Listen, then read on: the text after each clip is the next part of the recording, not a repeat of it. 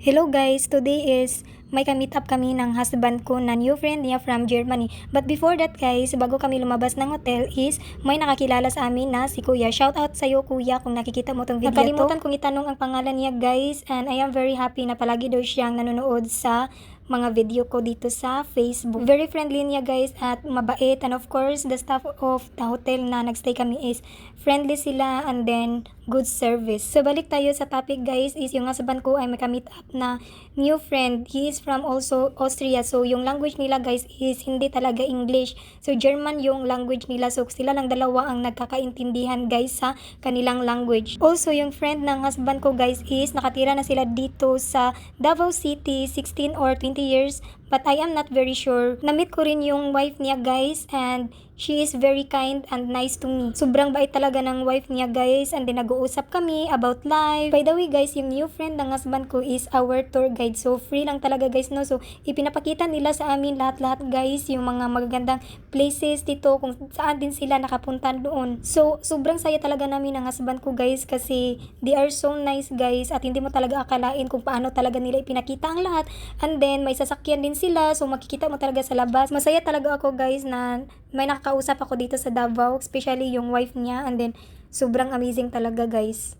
Nakikita ko talaga lahat, and then pinakita nila yung Mahogany, Turil, but hindi ko alam guys kung ano pang places na mga pangalan na yun. Also pinakita din nila yung house and lot for sale, and then subdivisions at iba pa. Sabi nila yung Davao talaga is napakalaki, so na-amaze talaga ako guys. So palagi pala ako nag-mask guys kapag nasa car ako, especially mag-grab kami kasi hindi ko kaya yung smell sa car guys, kasi palagi akong mahihilo, and I don't know how I feel guys if ever nasa car ako. Kaya yung problema ko talaga guys is sumasakay ng car, kasi hindi ako sanay magbiyahe. Naging worth it talaga yung whole day namin guys sa pag-travel guys, kasama ang kaniyang new friend dito sa Davao City. It was nice to meet them guys, kasi napakabait talaga nilang mag-asawa. By the way guys, may nagtanong sa akin dito na follower ko na kung pinapahawak pa daw ako ng pera ng husband ko, kasi yung iba daw na Pinay na nag-asawa na ng foreigner ay hindi nakapaghawak ng pera ng kanilang husband.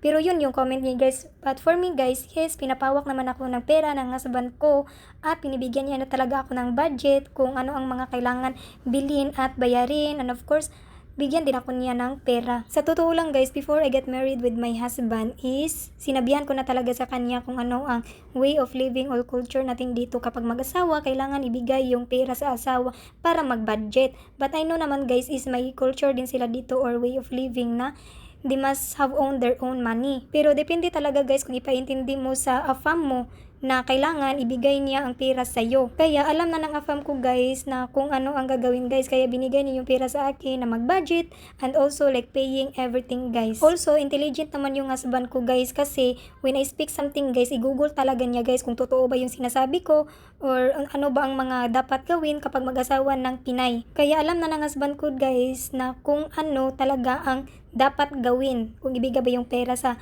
wife, kasi para sa atin dito sa Pilipinas guys is kailangan talaga na yung babae ang maghawak ng pera to pay everything and to budget everything. Kaya alam na niya talaga, kaya binigay niya sa pera sa akin, tapos ako na yung mag-budget at magbayad. So hindi lang na bibigyan lang niya ako ng pera pero wala naman akong own money. Kayo nang bala sa Tagalog ko guys, kasi I cannot explain very well when I speak Tagalog. Kaya ang sagot ko sa nag-comment guys is yes, pinapahawak niya ang pera niya sa akin at ako ang nag-budget para sa aming pangangailangan. Kaya kung mag-afam kayo guys at gusto nyo na yung pera ng afam nyo ay nasa inyo, kailangan sasabihin nyo sa kanila or explainin nyo kung ano talaga ang way of living here kapag mag-asawa na kayo, para ma-adapt nila yung kultura natin kapag mag-asawa na. Kasi dito sa Pilipinas, ang babae talaga ang mahawak ng pera kaysa sa lalaki. Kasi kung mag-minyo ka, tapos wala ka ring pera, useless rin na mag-asawa ka na wala kang pera. Pero depende talaga guys kung ano ang pamamaraan nyo kapag mag-asawa na kayo. Wala ko ng hambog guys, pero yan talaga ang totoo. So anyway guys, na-enjoy talaga namin ng husband ko sa pag-tour ng kanyang friend dito sa Davao City. And then bumisita kami sa bahay nila, and then they offer some foods for us, and we really appreciated it. Also, sobrang ganda ng bahay nila guys. It's a dream house. Also, silang mag-asawa guys is napakabait. Bihira ka na lang makatagpo ng mabubuting tao nowadays.